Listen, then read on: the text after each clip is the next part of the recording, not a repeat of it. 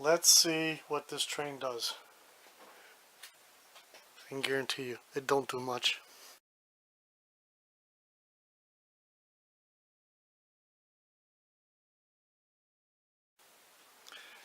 Hey guys, it's been a while since I've run trains here in the cave.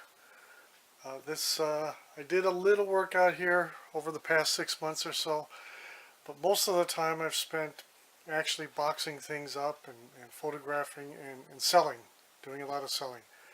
There for several months, the little train layout here, the edge of town layout, was actually a storage area for staging Christmas presents and wrapping paper and stuff like that.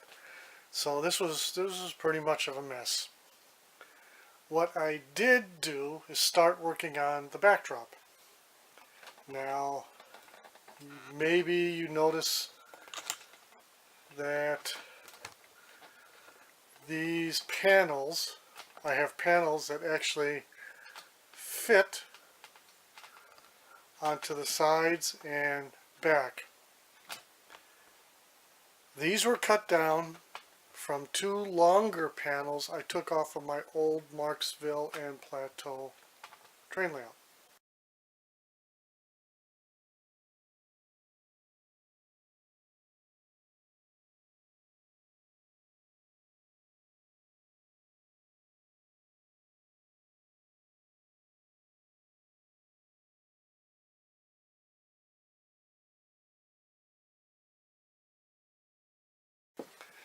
There's just foam core with balsa wood framing on the back. The paint job looked fine when it was on the Marxville and Plateau, but now I have to repaint it. I don't want to rebuild the backdrops. All I'm going to do is repaint them. I'm not going to go through all the hassle of building new backdrops. I don't have enough me time as it is, and just being out here today playing with trains has become unusual because I don't have time. So what I decided to do was take out one of my wind-ups. I've only got a couple left. I'm not a wind-up fan. I can't help it. I don't like them. But I thought I would run this one, see if it worked. I did a couple test laps, and it is the Commodore Vanderbilt. Marx, of course. Marx Commodore Vanderbilt. I've got the New York Central coffin style tender. I got merchandise service boxcar. I almost said flat car. Duh, boxcar. And a New York Central caboose.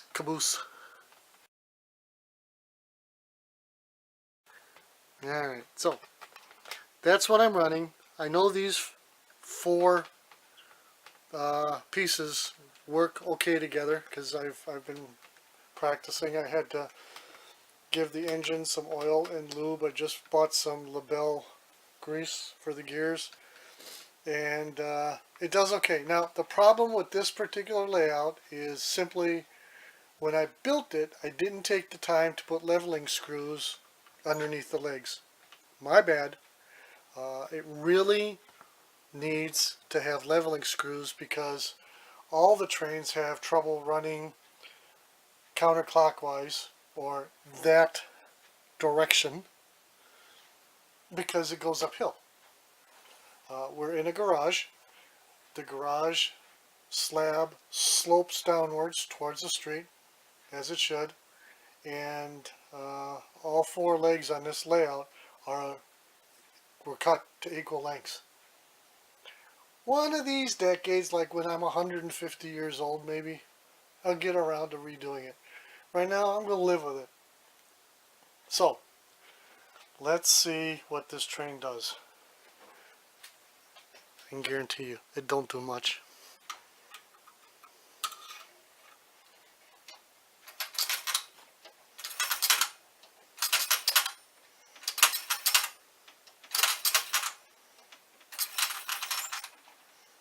Okay.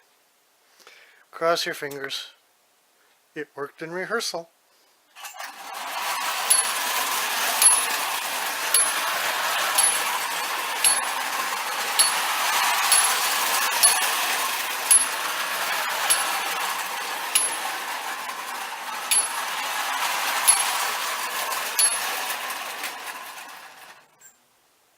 Okay, that was a good run.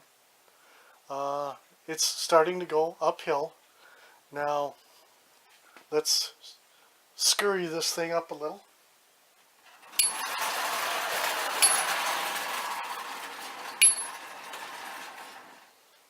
Okay, it's okay. I was expecting that. Now, there's still plenty of play in this engine with what, 7 or 8 turns of the key.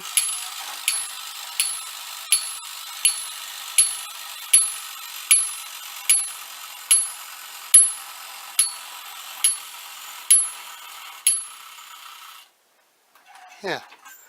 So if it was on a level surface, this layout, and flawless track work, I probably could have got 2, perhaps 3 more laps out of it. But that's okay. You know what? Wind-ups are what they are. A lot of people enjoy them. They're good for a quickie. If you want to come out, play with the train real quick, leave. They're good for that. I might keep this around for the grandbaby so that she can play with it, or I might sell it. I don't know. We'll see. Well, hope you enjoyed this short video of the Marx Commodore Vanderbilt wind-up engine on the edge of town layout. Till next time, we'll see you guys.